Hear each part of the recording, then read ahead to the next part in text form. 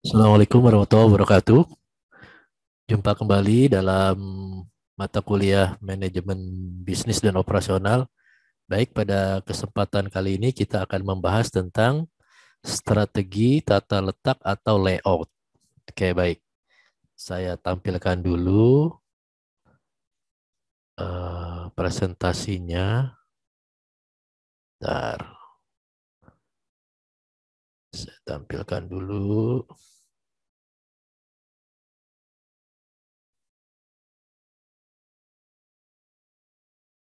Oke, baik.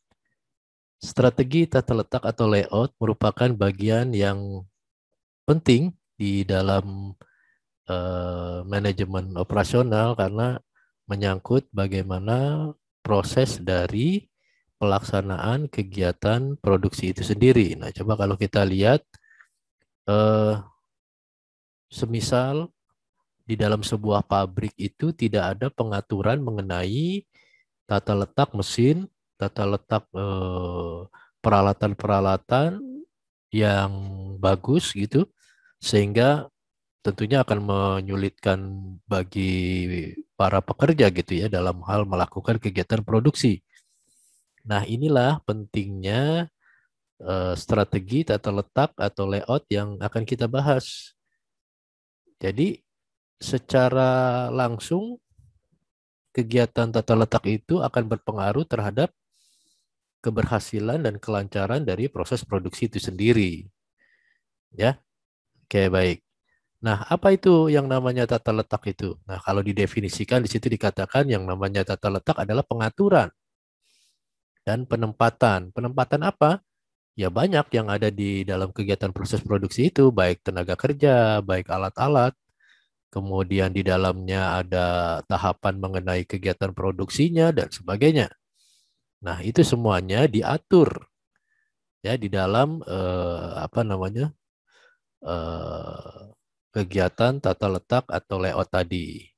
Nah, tujuannya tidak lain adalah untuk memenuhi kebutuhan bagi perusahaan. Karena begini, bagaimana perusahaan itu bisa bersaing dengan kompetitornya kalau tidak menghasilkan barang yang berkualitas atau yang bermutu. Nah, untuk bisa menghasilkan itu, maka dibutuhkan sarana atau perangkat pendukung yang bisa dijadikan sebagai alat untuk mencapai tujuan tadi. Nah, salah satunya adalah tata letak atau layout gitu ya. Nah, di situ dikatakan tata letak memiliki dampak yang strategis karena menentukan daya saing perusahaan.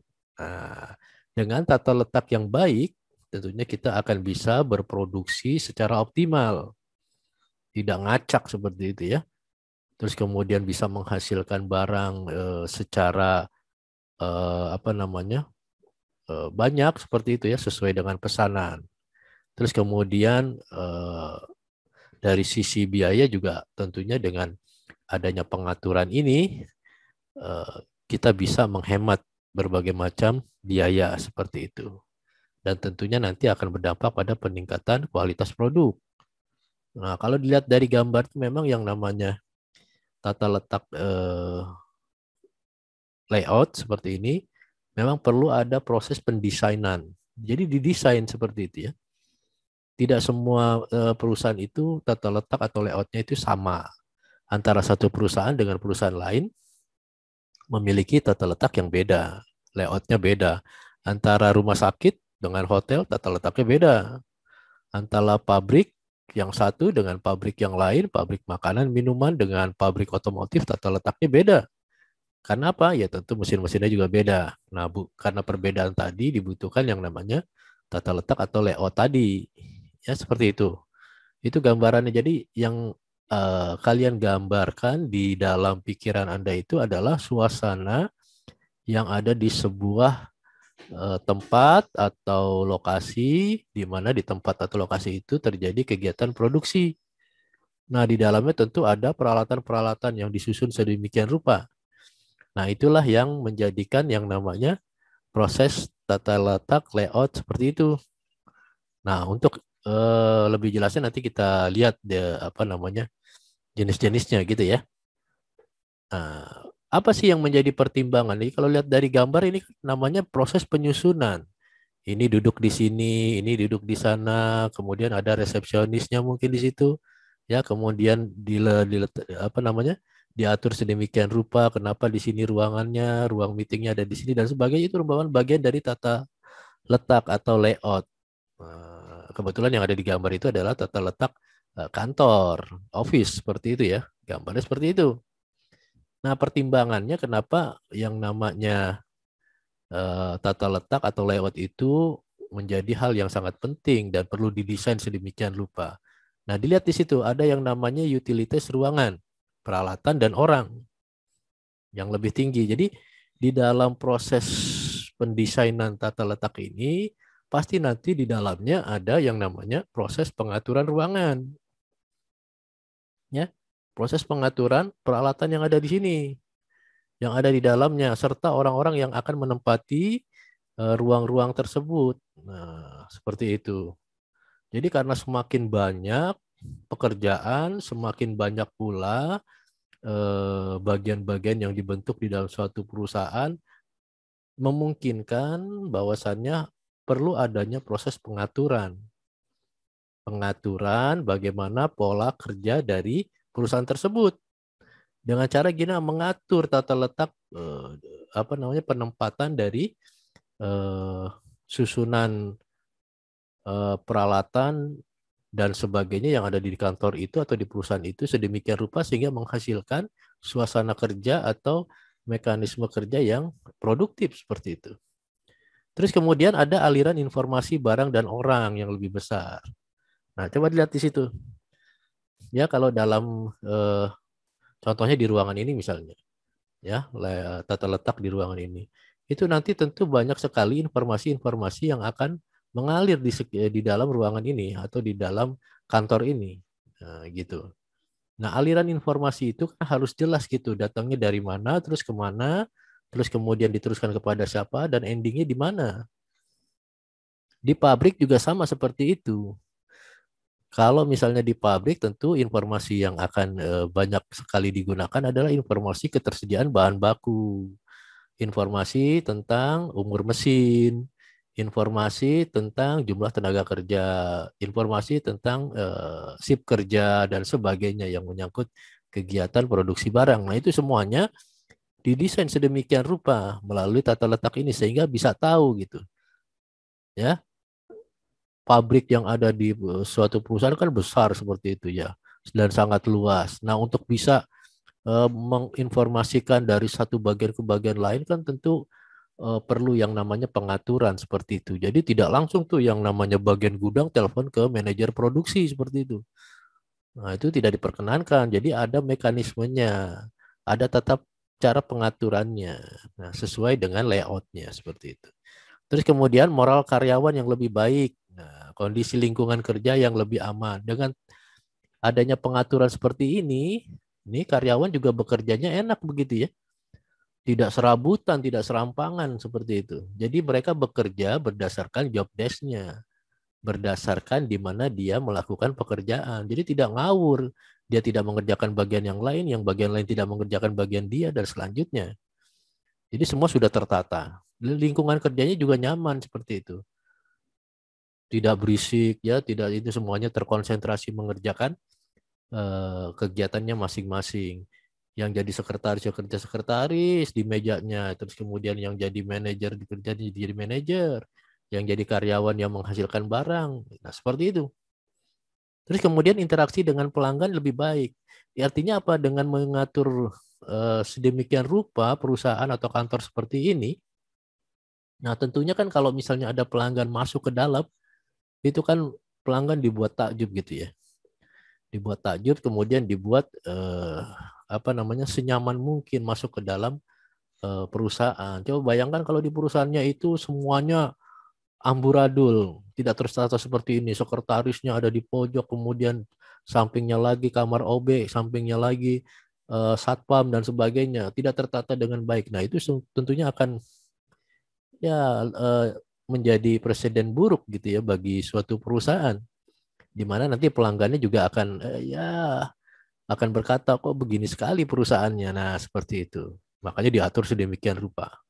Begitu Anda masuk kantor, ada satpam yang menyapa Anda, terus kemudian Anda masuk ke ruang tunggu gitu ya, kalau di pelayanan, terus kemudian Anda dipanggil masuk ke dalam antrian, terus menghadap teller, kemudian melakukan transaksi, kemudian naik ke atas lantai 2 jika berhubungan dengan yang lebih tinggi pangkatnya atau yang lebih tinggi jabatannya. Dan seperti itu sudah diatur sedemikian rupa mekanismenya. Itu yang disebut dengan layout seperti itu. Jadi di dalam layout itu juga mengatur alur dari proses kegiatan yang ada di dalam perusahaan seperti itu. Nah, coba kalau misalnya nggak ada seperti itu, semuanya diarahkan ke satu loket saja, ya sudah berantakan. Ya, itu contohnya. Terus kemudian fleksibilitas. Nah, bagaimana kondisi tata letak yang tadi ya bisa dirubah sedemikian rupa sewaktu-waktu. Nah, jadi kalau yang namanya tata letak ruang itu memang sifatnya tidak permanen seperti itu ya, tergantung dari kegiatan perusahaannya. Nah, kalau semakin besar kegiatan perusahaannya tentu tata letak ruangnya juga harus diperluas, ya diperlebar dan sebagainya. Tapi kalau misalnya perusahaannya kecil, ya tata kelola dari layoutnya juga disesuaikan seperti itu, ya.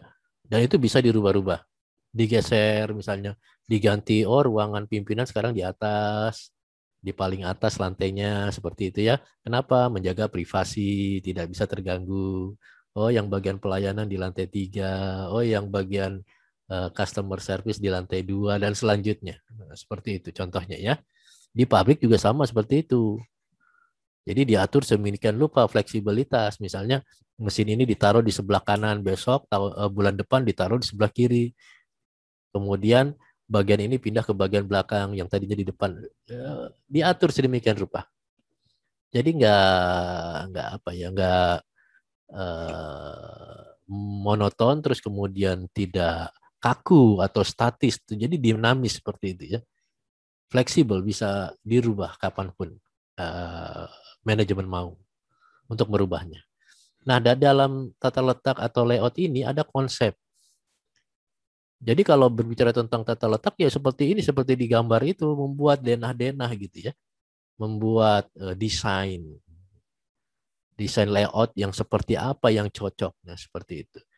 Nah, dalam membuat desain atau layout seperti ini, tentu kita harus memperhatikan beberapa hal. Yang pertama harus bisa memanfaatkan sebaik mungkin ruangan, peralatan, dan tenaga kerja. Jangan sampai ruangannya besar, tapi penataannya itu jauh-jauh. Nah, misalnya seperti itu.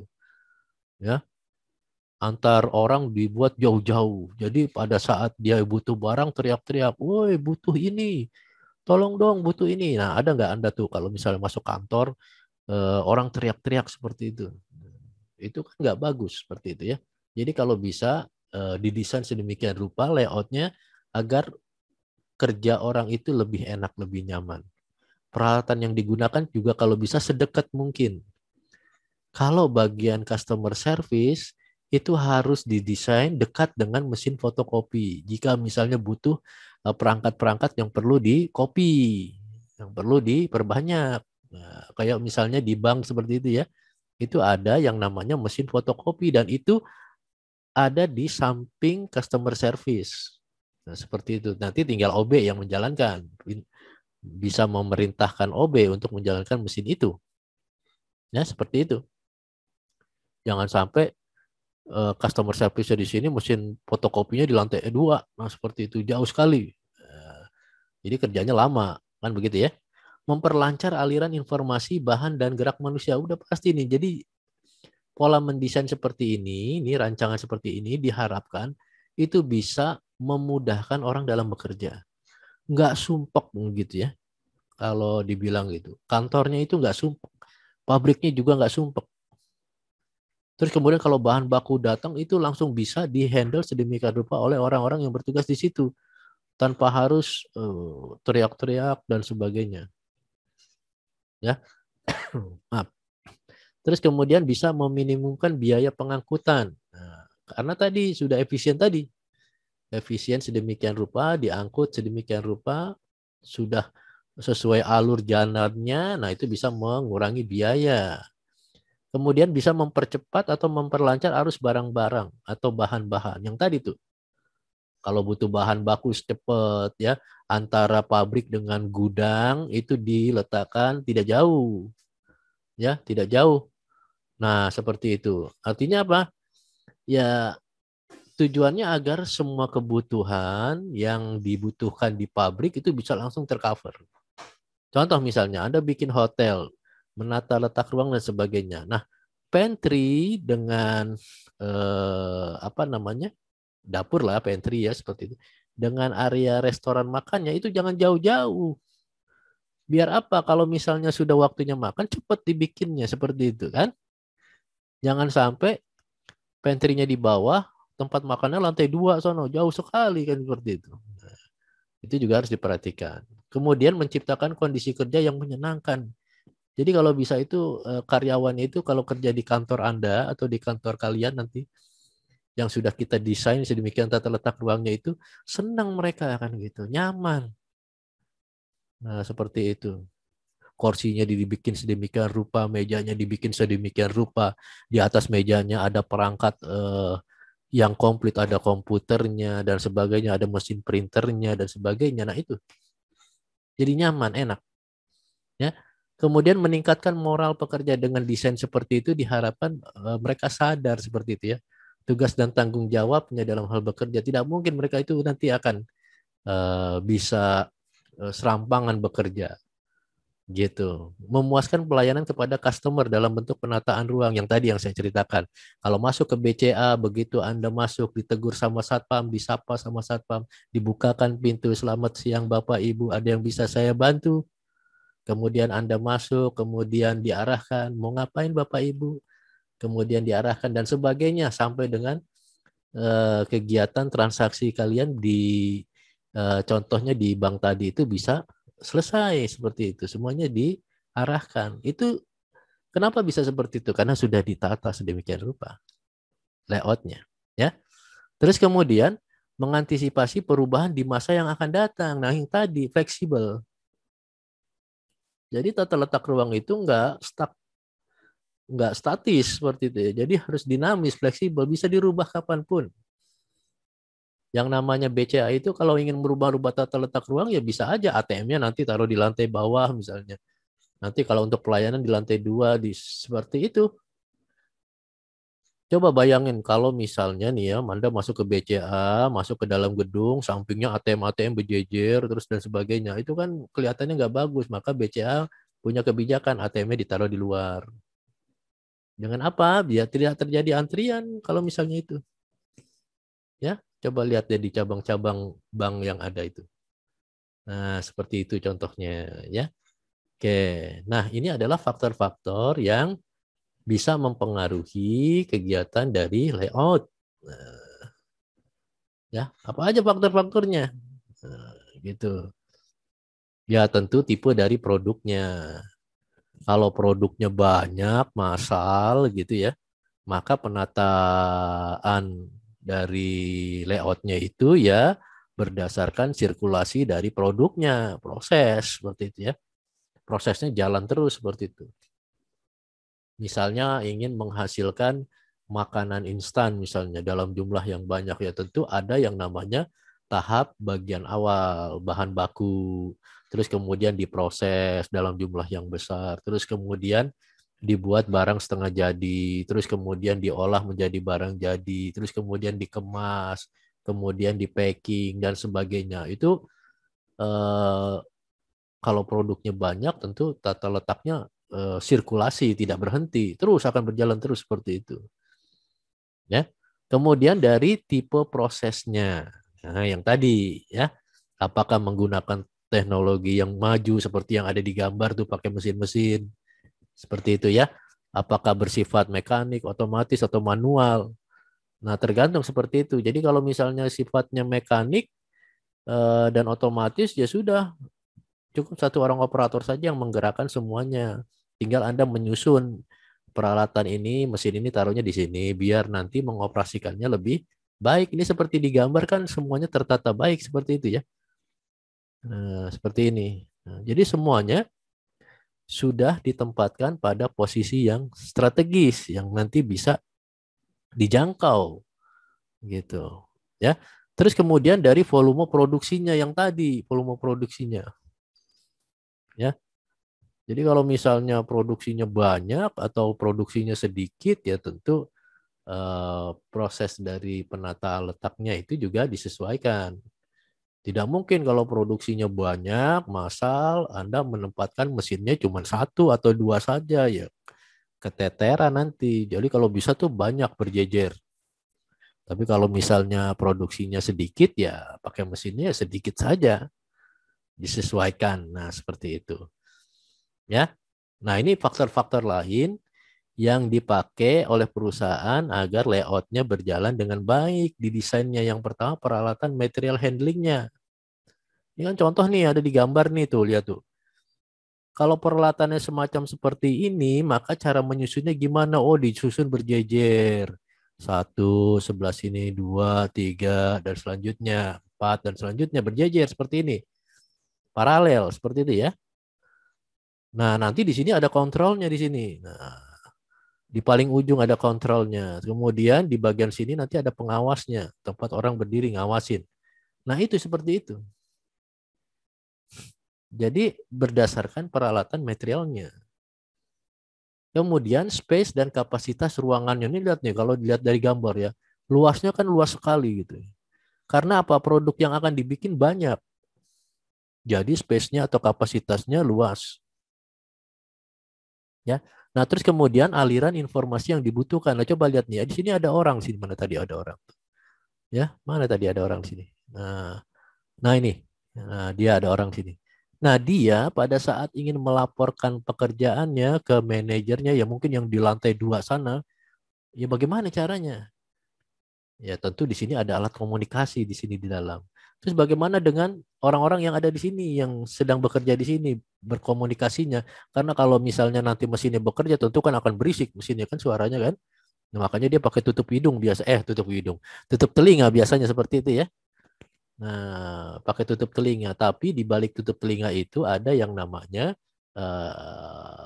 HT ya, yang buat ngomong gitu. Handy talkie. Nah, seperti itu. Jadi pakai itu dia ngomongnya, sehingga alur informasinya juga bisa berjalan dengan baik. Kemudian estetika dan lingkungan yang diperlukan. Nah, di sini kan lingkungannya kan di dalam pabrik seperti ini. Itu artinya Anda harus menerapkan yang namanya K3 gitu ya, keselamatan, kesehatan dan apa itu? Satu lagi tuh. Ya, itu pokoknya yang K3 itulah. Nah, ya. Itu harus diperhatikan. Jadi ada tuh perusahaan tuh yang memang mengharuskan Anda harus pakai helm selama di dalam pabrik, memakai tutup hidung, memakai tutup telinga, seperti itu. Gunanya apa? Untuk melindungi kita, seperti itu ya. Kemudian juga ada estetikanya. Kalau misalnya kerja di pabrik ini, Anda harus pakai baju yang memang sesuai dengan pabrik, seperti itu. Nggak boleh pakai kaos oblong, seperti itu ya. Sepatunya juga sepatu boot, menghindari Anda itu terus apa namanya tertusuk bahan-bahan atau material yang tajam-tajam. Nah, seperti itu. Ya. Jadi semuanya sudah dipikirkan. Ya, begitu kloneng jam 8 pagi langsung semua pekerjanya pakai baju yang sudah ditetapkan. Ya, pakai baju putih biasanya tuh ya, pakai baju putih yang agak tebal, kemudian pakai sepatu boot, terus kemudian pakai helm. Nah, seperti itu, pakai tutup hidung. Nah, itu emang standar sudah. Dan itu merupakan estetikanya seperti itu ya. Intinya seperti itu. Jadi Anda tuh nggak boleh tuh ke pabrik itu pakai sendal jepit gitu ya. Kelayaban lari-lari ke sana kemari dan sebagainya. Di sini lari-lari main petak umpet. Nah, seperti itu sama pegawai lain. Nah, nggak boleh seperti itu. Juga selama melakukan kegiatan Anda dilarang melakukan hal-hal di luar pekerjaan, ngerokok di sini di pojokan, ngumpet gitu ya, atau dua-duaan sama lawan jenisnya itu nggak boleh. Nah, seperti itu. Ya, semuanya sudah diatur.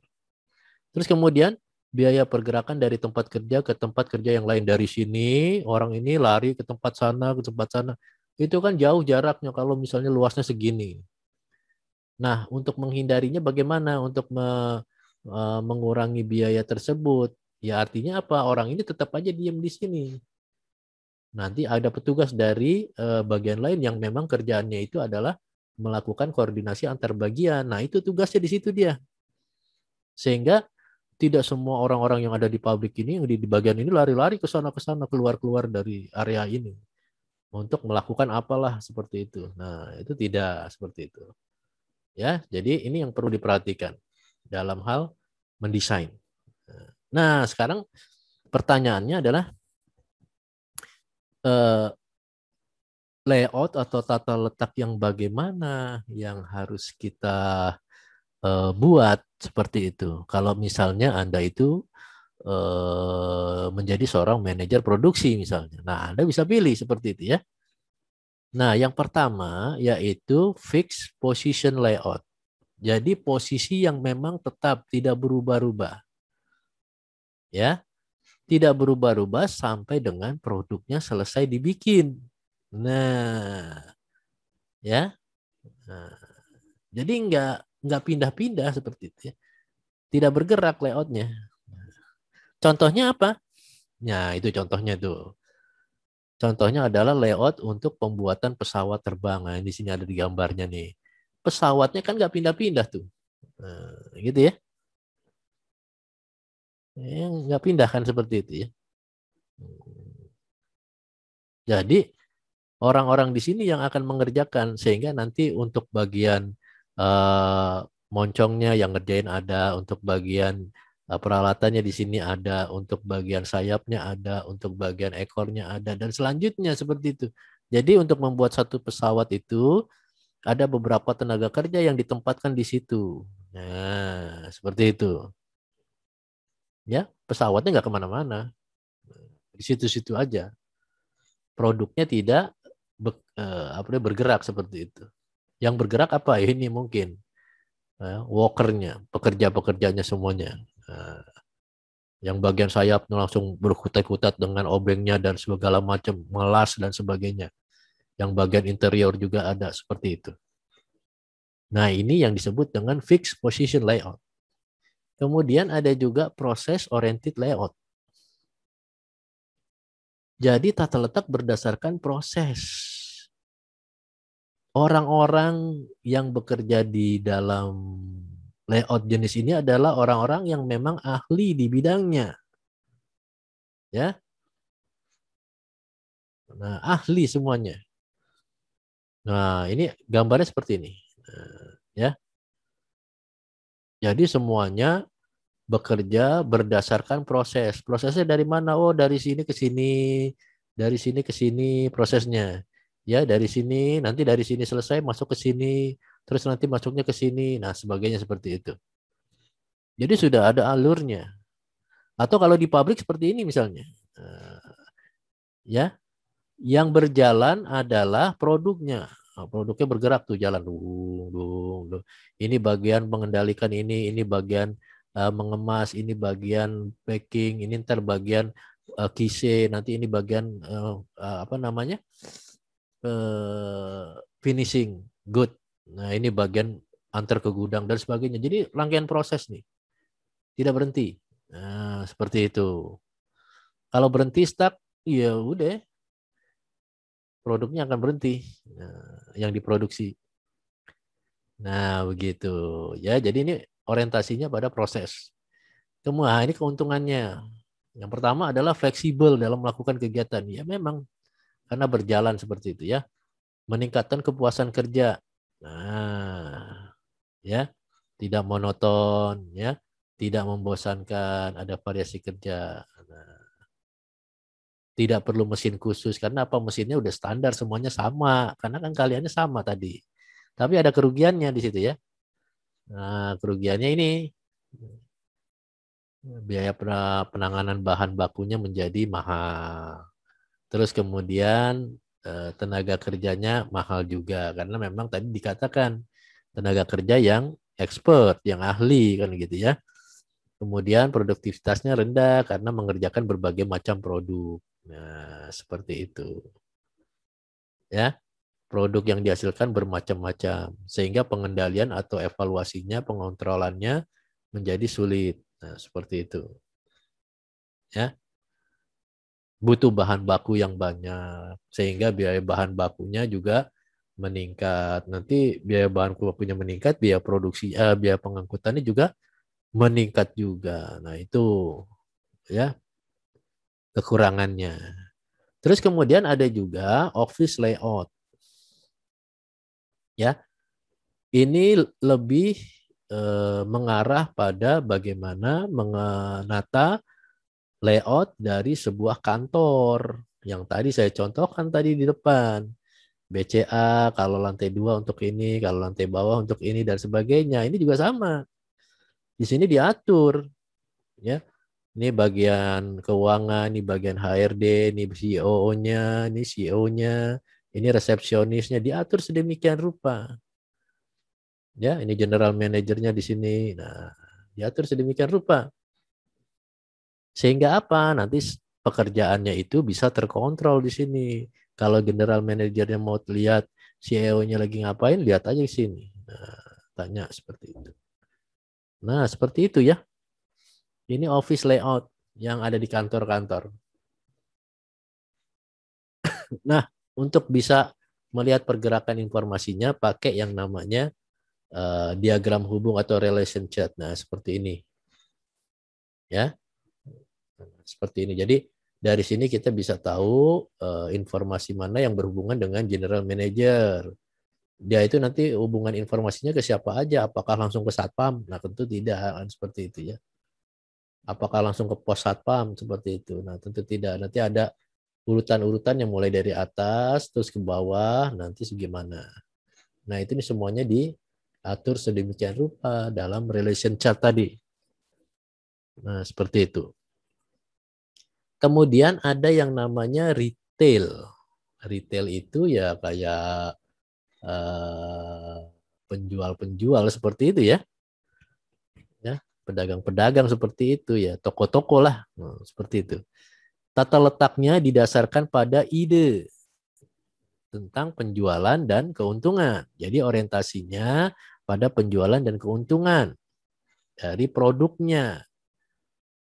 Dengan harapan apa? Konsumen itu berminat untuk beli, begitu masuk ke dalam tokonya melihat susunan apa namanya itu?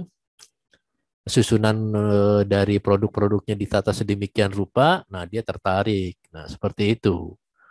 Yaitu bagaimana menempatkan rak-rak dengan konsumen. Nah, contohnya supermarket tuh. Di Indonesia kan banyak supermarket ya, di dekat-dekat kita banyak, itu salah satu contoh dari retail layout. Tujuannya tidak lain adalah untuk memaksimalkan keuntungan, ya, seperti itu. Nah, jadi dia itu selain menjual produk juga menjual yang namanya service scape, ya, gitu, service scape. Kalau Anda datang ke restoran dan sebagainya, itu hampir sama dengan retail juga tuh, ya. Kalau Anda datang ke Raca atau apalah misalnya seperti itu ya, Gokana dan sebagainya. Nah, itu kan juga sama gitu. Begitu Anda masuk kan tata letak dari kursi-kursinya juga bisa dilihat seperti itu. Tapi intinya kalau retail itu lebih tepatnya ke supermarket, ya, swalayan-swalayan. Nah, ini kan contoh swalayan nih. Naik ke atas, di atas ada apa, nanti di lantai bawah ada apa. Kalau Anda jalan-jalan ke mall gitu ya, dan sebagainya. Nah, itu retail. Nah, ini contohnya ya. Gimana tuh caranya tuh? Cara membuat layout retail. Nah, kita ambil contoh ini. Nah, Anda kalau datang ke Indomaret begitu masuk, pulang ketemu kasir di sini. Nah, ya, ketemu kasir, nanti baru Anda ketemu rak-rak tuh di pojok-pojok ada satu, terus di tengah ada beberapa, terus berdampingan kan, depan belakang seperti ini kan ya. Di sini ada tempat makanan, sini ada tempat makanan. Sini nanti bagian keripik-keripik, sini bagian mie, sini bagian makanan ringan, sini bagian apa di sini? Apa ya biasanya? Ya kecap-kecap seperti itu di sini. bagian apa di sini belakang nih yang ada freezer es krim. Nah, seperti itu kan? Ya, di sini ntar bagian sampo dan sebagainya. Nah, itu disusun sedemikian rupa. Dan perlu diingat ya, pada saat menyusun juga ada ruang di sini untuk konsumen bisa bergerak. Anda pernah nggak masuk ke mall itu, tata letaknya itu sempit, tata meletakkan raknya itu sempit sekali. Ya kalau Anda jalan-jalan ke Carrefour, Transmart gitu ya, terus kemudian ke hipermarket yang besar-besar itu kepuasan belanjanya ya luar biasa seperti itu ya. Kenapa? Karena memang suasana dari layoutnya itu bagus seperti itu. Kita dibuat nyaman seperti itu, tidak sempit. Nah, tapi ada juga yang swalayan itu yang sempit-sempit kan gitu. Untuk bergerak aja susah, apalagi kalau musim Lebaran mau lebar atau musim Ramadan gitu puasa kemarin, waduh, sempit sekali. Nah seperti itu. Nah ini ada pedomannya. Tempatkan produk utama dengan produk komplainnya berdekatan. Nah, seperti itu. Jadi di dalam swalayan ini mau jual apa? Nah, itu harus didekatkan antara produk utama dengan produk komplemennya. Komplemennya itu adalah produk yang melengkapinya. Nah, gitu. Gunakan tempat-tempat yang cepat dikenali untuk produk kecantikan. Nah, itu dia tuh. Biasanya ibu-ibu nih atau Anda yang wanita biasanya langsung cari tempat kecantikan mana ya. Karena begini, kalau kita datang ke salah satu swalayan, ya katakanlah itu mereknya Indomaret lah, menyebut nama. Dimanapun dia berada, konsepnya sama. Konsepnya sama seperti itu. Carrefour atau Transmart juga sama. Nah, gitu. Ya, sama. Jadi kita kalau misalnya datang sekali, dua kali, tiga kali itu langsung hafal. Oh ini di sini, ini di sini, ini di sini. Yang sering berubah itu ada beberapa swalayan yang sering merubah layoutnya. Bulan ini begini, nanti bulan besok pindah, bulan besok pindah. Itu saya kalau belanja di mall, maaf ya menyebut nama gitu. Superindo itu kadang-kadang layoutnya selalu berubah. Kadang makanan di sini, besok pindah lagi ke sana, besok pindah lagi ke sana. Nah tujuannya mungkin untuk apa ya, untuk melakukan yang namanya rotering, jadi perputaran dari produknya gitu ditata sedemikian rupa. Dan itu mungkin kebijakan dari swalayannya sendiri seperti itu yang mengatur. Tapi ada juga yang memang dari waktu ke waktu ya sama seperti itu ya. Contohnya Indomaret, Alfamart dan sebagainya itu konsepnya sama. Dan Anda begitu masuk Indomaret udah langsung mengenali, oh sebelah kiri nanti makanan, oh sebelah sini nanti ini dan sebagainya. Gitu. Ya. Tempatkan produk-produk yang dikenal dan memiliki daya tarik untuk berbelanja di antara jalur-jalur jalan. Nah, yang ini nih. Jalur-jalur jalan. Nah, ya, ruang kosong ini. Taruh di situ produk-produk ternama. Biar orang langsung lihat. Jangan taruh di belakang. Kan begitu ya. Tampilkan misi perusahaan pada awal customer masuk ruangan retail tersebut. Ini misinya. Nah, dengan logo ini Anda bisa tahu, oh itu Indomaret, oh itu Alfamart, oh itu Transmart. Nah, seperti itu. Jadi orang sudah nggak, coba misalnya kalau Indomaret itu nggak pasang logo ini, cuman buka tampilan layout tokonya saja. Orang bingung ini apa ya? Nah, seperti itu. Jadi yang namanya ini penting ya, yang namanya ini logo ini penting. Ini bagian dari visi perusahaan. Ya, BCA dengan lambang bunganya seperti itu ya dan sebagainya. Nah, itu penting ya seperti itu. Terus kemudian ada juga yang warehouse layout. Ini untuk layout gudang.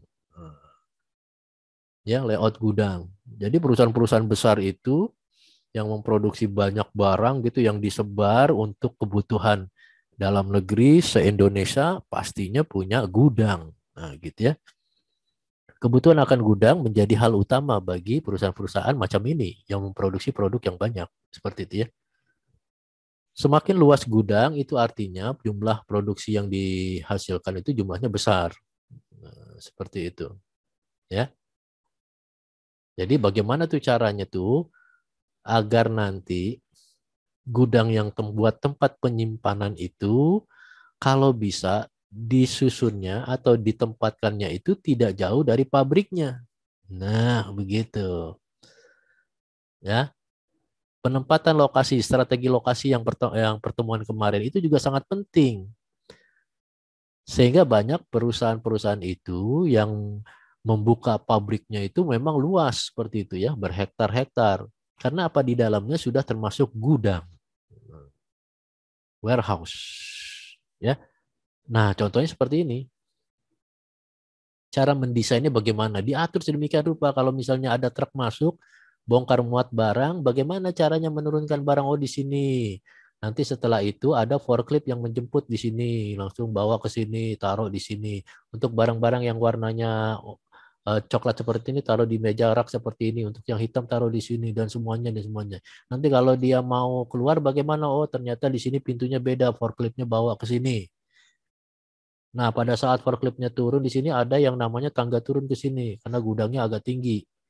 Dan di sini sudah siap yang namanya truk kontainernya. Nah, seperti itu. Jadi ada jalur masuk dan jalur keluar. Nah, seperti itu. Itu kalau bagi perusahaan-perusahaan besar. Pak, bagaimana Pak kalau yang ini Pak? Nyimpennya di mana Pak? Kalau itu nyimpennya nyempil-nyempil gitu ya. Saya sering lihat tuh. Pegawainya kalau nyimpen itu ada ruangan kecil di samping atau ada ruangan kecil lah di depan gitu ya, di pojokan itu ada tulisan dilarang masuk selain karyawan, ternyata gudang seperti itu ya, atau di belakang. Nah, gitu. Taruh di belakang di sini nih. Nah, di sini nih. Di bawah sini nih ada pintu di sini. Nah, ini sini gudang isinya barang-barang. Nah, tapi kalau misalnya untuk perusahaan besar, ya harus seperti ini. Rak-raknya gede-gede itu ada forklift masuk untuk membuat apa namanya membawa barang-barang tadi. Nah, ini gudang seperti itu ya. Nah, jadi sistemnya ada yang cross docking, ya cara menghindari penempatan bahan atau barang di dalam gudang dengan cara langsung. Nah, jadi itu dihindari seperti itu. Jadi harus ada yang namanya inbound dan outbound. Ada masuk, ada keluar. Nah, seperti itu. Ya. Juga ada yang namanya automatic identification system. Nah, seperti itu. Ya. Ini biasanya sudah terotomatisasi. Jadi begitu ada informasi tentang barang yang habis, langsung datang truknya, isi. Nah, seperti itu. Dan selanjutnya, kemudian ada customizing, menggunakan gudang untuk menambah nilai produk, modifikasi, perbaikan, pemberian komponen dan sebagainya. Jadi ada juga gudang itu yang dipakai untuk ya sebagai pelengkap aksesoris, seperti itu. Ya. Baik itu perbaikan, baik itu pemberian komponen-komponen lain dan sebagainya, penambahan dan sebagainya, itu bisa dilakukan di gudang seperti itu. Tapi kalau biasanya yang dia sering diamati kalau sudah masuk ke dalam gudang itu sudah berbentuk barang jadi yang sudah dikemas, tinggal diangkut saja. Nah, seperti itu ya. Nah, tapi ada sebagian perusahaan juga yang memiliki apa namanya? Kebijakan bahwasannya bisa dilakukan yang namanya proses melakukan ya tadi perbaikan dan sebagainya di sini di dalam gudang ini ya. Kemudian ada juga product oriented layout. Nah, jadi berdasarkan produk ya. Kita bekerja berdasarkan produk. Nah, Anda ingin membuat apa? Membuat TV. Langkah pertama bagaimana masuk bahannya, kerjain di sini. Nah, ya, kerjain terus kemudian setelah jadi masuk ke bagian sini. Nah, orang ini akan mengerjakan spare part-nya, memasukkan ke dalam mesin TV-nya. Terus kemudian bagian ngapain? Bagian menyalakan TV-nya, diperiksa apakah semua channelnya sudah masuk. Terus kemudian masukin peralatannya di sini. Peralatan-peralatan penunjangnya apa di sini. Setelah jadi kemudian diperiksa di sini. Apakah TV-nya sudah bagus? Ini bagian kisehnya. Kalau sudah langsung dikemas. langsung dibawa untuk ditaruh di gudang. Nah, seperti itu. Ya. Jadi berdasarkan yang namanya workstation, berdasarkan stasiun kerja di sini. Ada beberapa workstation. Gitu. Nah, ini semuanya menghasilkan satu produk. Untuk menghasilkan satu produk. Gitu. Ya, jadi semuanya berulang-ulang. Ntar TV1 udah jadi, masuk lagi TV2 lagi, selanjutnya dan selanjutnya. Seperti itu. Ya, jadi berjalan seperti itu. Ini produk. Ya. Nah, ciri-cirinya bisa pabrikasi ini, ya. Yaitu pembuatan komponen-komponen seperti rangkaian mesin-mesin. Wah, ya itu bisa dilakukan di produk oriented layout. Atau juga assembly, pembuatan produk yang dibentuk dengan cara merakit. Itu kegiatan industri otomotif, gitu kan ya. Otomotif kita kan merakit itu ya. Motor-motor yang kita hasilkan itu adalah hasil rakitan oleh perusahaan-perusahaan otomotif. Kita belum bisa menciptakan otomotif. Nah, gitu. Jadi hanya merakit. Nah, seperti itu. Ya. Ini ciri-cirinya kalau untuk produk. Nah, keuntungannya produk yang dihasilkan bersifat massal. Jadi banyak tuh sekali bikin ya. Oke, terus kemudian jenis produknya sedikit ya karena tadi hanya satu kan TV aja. Otomotif aja. Ya, biasanya standar ya. Terus kemudian biaya handling itu relatif rendah karena memang sudah direncanakan sebelumnya gitu ya. Tenaga kerjanya tidak perlu seorang yang ahli, yang penting terampil. Terampil merakit, terampil pasang sacis, terampil pasang spare part gitu ya dan sebagai terampil mengecat dan sebagainya. Produk yang dihasilkan sedikit bervariasi sehingga persediaan bahan setengah jadi bisa ditekan. Jadi karena bikinnya cuma motor doang, rakit doang, ya udah cuma begitu doang, nggak perlu bahan baku banyak, ya seperti itu. Terus kemudian yang terlanjutnya di sini keuntungannya adalah pengendaliannya relatif sederhana karena semuanya terserba otomatis. Tapi ada kekurangannya, investasi besar karena mesin-mesinnya itu adalah mesin-mesin yang memang khusus digunakan untuk memproduksi barang-barang tersebut. Dan proses produksinya panjang. Nah, jadi kalau mau pesan motor yang bagus ya lama seperti itu. Perlu adanya yang disebut dengan produk desain dulu. Ya, ketergantungan satu dengan tahap lain. Jadi kalau di dalam sini nih yang tadi prosesnya mana tadi? Nah, kalau sininya macet, ya udah sini nggak berjalan, sini nggak kerja nih nganggur nih semua. Jadi di sini harus bekerja nih, semuanya jalan. Nah, jadi kalau sini macet satu aja di sini nih. Nah, udah di sini stuck udah, pada numpuk semua di sini. Ya barang yang ini masuk lagi tapi di sini berhenti. Nah itu. Jadi memang harus sesuai schedule. Ya, sesuai schedule. Terus kemudian kurang fleksibel dalam perubahan produk. Sehingga bila produk yang akan dihasilkan tidak laku, peralatan tidak bisa untuk membuat produk lain. Ya jelaslah. Produknya dirancang untuk membuat motor Honda seperti itu. Honda yang barulah katakan. Terus kemudian ada tampilan motor baru mau dibikin langsung nggak bisa, butuh proses lagi. Prosesnya apa lagi? Desain ulang lagi, terus kemudian beli lagi peralatan yang khusus untuk mendesain motor baru tadi, nah baru bisa dipakai. Kalau enggak ya nggak bisa dipakai mesin yang lama. Nah seperti itu, ya. Nah, terus kemudian yang selanjutnya ada yang namanya work cell layout. Work cell layout ini sama seperti proses yang tadi, ya proses tadi. Hanya bedanya dalam work cell ini kita membuat yang namanya workstation. Jadi untuk mengerjakan pengolahan bahan baku di sini. Nanti kalau bahan bakunya sudah selesai, bawa ke sini. Diproses lebih lanjut. Setelah itu bawa lagi ke sini. Nah, jadi ada workstation, stasiun kerja. Gunanya apa? Ya tadi agar produknya itu memang nanti hasilnya adalah kualitasnya bagus, gitu, ya. Nah, jadi dari awal sampai akhir ya prosesnya seperti itu, ya. Nah, di sini ada nih, ya, ada workstationnya. Nah, seperti itu. Jadi bagaimana antara bagian penjahit dengan ngedrill dan sini berhubungan dengan bagian lain. Nanti kalau udah selesai di sini laporkan ke bagian office. Nah, seperti itu. Ya, dan selanjutnya. Nah, ini dibuat alur. Menekan walk in proses karena dirancang untuk keseimbangan antar mesin. Nah, walk in proses itu artinya pekerjaan yang masih dikerjakan selama proses kegiatan produksi.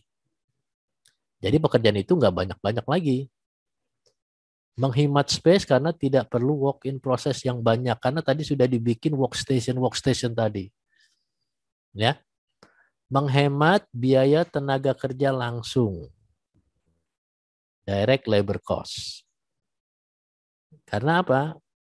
Karena sudah ada workstation, maka di situ diatur jam sekian sampai jam sekian kelompok A, jam sekian sampai jam sekian di workstation 2 kelompok B dan selanjutnya. Ya, diatur seperti itu. Kemudian meningkatkan tanggung jawab bagi karyawan. Nah, ya.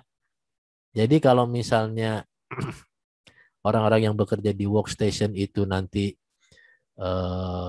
bekerja tidak sesuai dengan target, nah itu nanti berdampak pada kualitasnya, kualitas dari produk yang dihasilkan. Sehingga di situ dikatakan orang-orang yang kerja di workstation itu nanti diharapkan bisa menghasilkan SDM-SDM yang memang berkualitas. Karena dia sudah mengerti pekerjaan yang ada di workstation itu. Kemudian memaksimalkan penggunaan fasilitas karena setiap kegiatan dirancang berdasarkan jadwal. Nah, tadi yang sudah saya jelaskan. Ya, workstation mengerjakan ini hari ini, workstation 1, workstation 2 mengerjakan ini, mengerjakan ini, mengerjakan ini. Nah, seperti itu. Jadi setiap workstation itu sudah ada panduannya dan kapan harus dilaksanakan. Sehingga karyawan itu sudah paham, oh besok saya ngerjain ini, oh besok saya ngerjain ini, oh saya di station 3 saya ngerjakan ini. Gitu ya. Mengurangi investasi dalam mesin dan peralatan. Ya. Jadi nggak perlu beli mesin lagi, nggak perlu beli mesin yang baru dan sebagainya. Cukup dengan mesin yang ada di setiap workstation itu aja dikerjakan. Sepanjang dia kerjanya sesuai dengan arahan tadi, dengan pedoman. Sehingga mengurangi yang namanya kerusakan mesin. Nah, itu diharapkan seperti itu. Ya, diharapkan seperti itu. Artinya apa? Dalam kegiatan work cell ini semuanya sudah diatur sedemikian rupa. Sudah tertata dengan baik. Tinggal dilaksanakan saja. SOP-nya sudah ada, panduan sudah ada, jadwal sudah ada, schedule sudah ada. Yang kerja hari ini, yang dikerjakan ini, orangnya ini. Nah, seperti itu. Sehingga jelas bagi karyawan ya. Oke. Baik. Itu penjelasan mengenai strategi tata letak